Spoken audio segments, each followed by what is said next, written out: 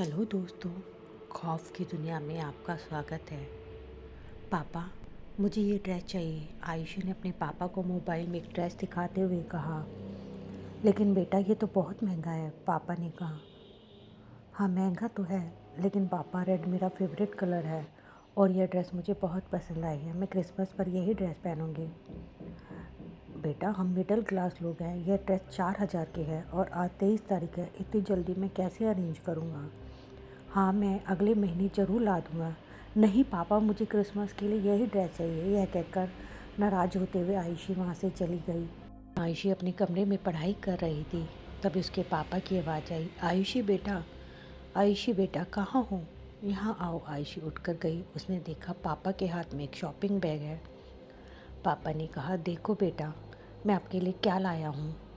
आयुषी ने पापा के हाथ में से शॉपिंग बैग लेकर खोल कर देखा। उसमें वही रेड ड्रेस थी जो उसने ऑनलाइन देखकर अपने पापा से कहा था। आयुषी ड्रेस देखकर बहुत खुश हुई। उसने पापा से कहा, थैंक यू पापा। पापा मुस्कुरा दिए। तभी आयुषी को ध्यान आया। उसने पापा से कहा, पापा आपने तो कहा था आपके पास पैसे नहीं। आयुषी के पापा ने कहा, कभी ऐसा हो सकता है कि मेरी बेटी कुछ कहे और मैं ना ला कर दूँ। तभी आयुषी का फ़ोन बजा। वह मोबाइल लेने कमरे में गई। उसने देखा उसके मोबाइल पर उसके पापा का फ़ोन आ रहा था। वह हैरान रह गई। उसने पीछे मुड़कर देखा। पापा उसे देखकर मुस्करा रहे थे। आयुषी समझी पापा उसके साथ मजाक कर रहे हैं। आयुषी मन में कहती है, पापा भी ना बहुत मजाकिया है, और फ़ोन उठाकर मस्ती भरे अंदाज में कहती है, हेलो। दूसरी तरफ से किसी अनजान शख्स की आवाज़ आती है, हेलो, क्या आप आनंद जी के यहाँ से बोल रहे हो? आयुषी कहती है, जी हाँ, मैं उनकी बेटी बोल रही हूँ, लेकिन आप कौन हैं?